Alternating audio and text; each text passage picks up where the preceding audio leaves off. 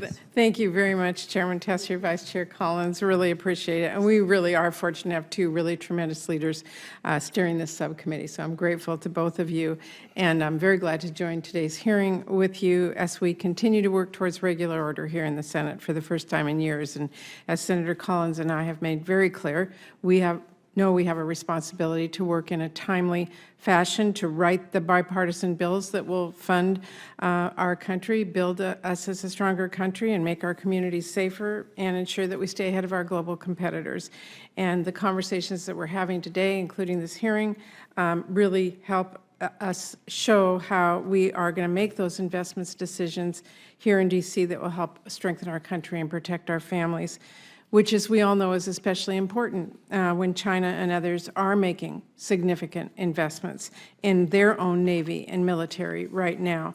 And if we're going to keep pace with those countries, we have to work together to get a bipartisan funding bill done. So I'm really glad to have this opportunity to hear from the witnesses today about the President's budget request for the Navy and Marines, particularly how we can make sure we are supporting our service members and their families.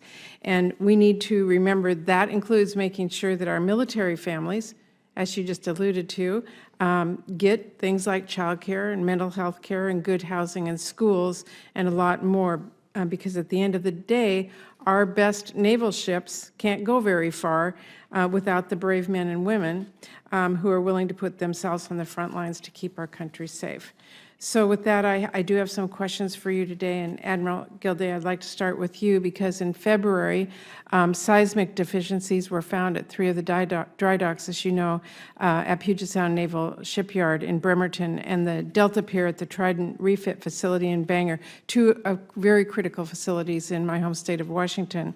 And as a result, submarines were prohibited from using 3 of those 6 dry docks at Puget Sound and the only dry dock at Bangor.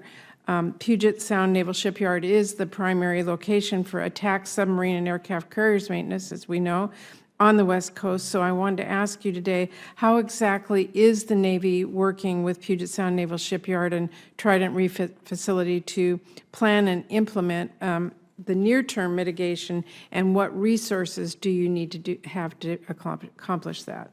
Thank you, ma'am.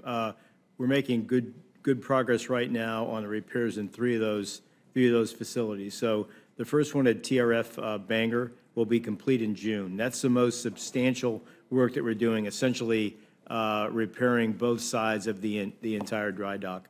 The 2 other docks will be finished in April and May, and so they're progressing well. And we're focused there on those portions of the dock that are closest to the nuclear power plant in the submarines. We actually put them up in the dry dock. There is a $300 million request in my unfunded list. As you know, that was a late add that didn't make it into the budget, and so I request your help there. Longer term, we'll be looking at other upgrades that we need to make in order to ensure the seismic resiliency of that facility. As you stated, we really count on it in terms of providing submarine maintenance for the fleet. So the $300 million is for the short term. That's your request? Yes, it is. And then longer term? So longer term, too early for me to state what that requirement is. We are right now scoping the long-term repairs in conjunction with the SIOP work that we're planning up there as well. Okay. So we want to make sure that it's seismically resilient. Okay, and you will stay in touch with us on what that's Absolutely, ma'am. Okay. Secretary Del Toro, back in 2021, it was announced that Naval Station Everett had been designated as the future home port for 12 Constellation-class frigates scheduled to be delivered in 26. That's great news. The Navy's long-term commitment to Everett and Snohomish County, my state, is really clear. But as we get close to that date, we need to make sure that not only the Navy has the resources they need, but the Everett community also has the support it needs to accommodate the influx of sailors and their families. Are those still on track to arrive in 2026? We're currently looking at the laydown plans, ma'am, for all of our ships, given the increasing Indo-Pacific threat that we face. I myself have visited the Puget Sound area and looked at all the different infrastructure issues that are at play there, and we're looking and discussing with the CNO exactly what investments need to be made over the next several years so that we can move in the right direction, including greater support for the hospital in the Puget Sound area as well, too. And if I could just briefly comment and thank you for your leadership as well as the collaboration that we've had with the community of Puget Sound as we actually moved very aggressively to effect the repairs to the dry docks very expeditiously. It's been nothing but a great relationship. Thank you very much. And just really quickly, Mr. Chairman, if I could just ask the Secretary again about the Navy suicide rate, nearly 17 deaths per 100,000 sailors. That's just devastating. Does the President's budget request support any additional mental health? Very much so, ma'am. And in the Department of the Navy's budget, we actually have additional funds upwards of $200 million that are dedicated to this.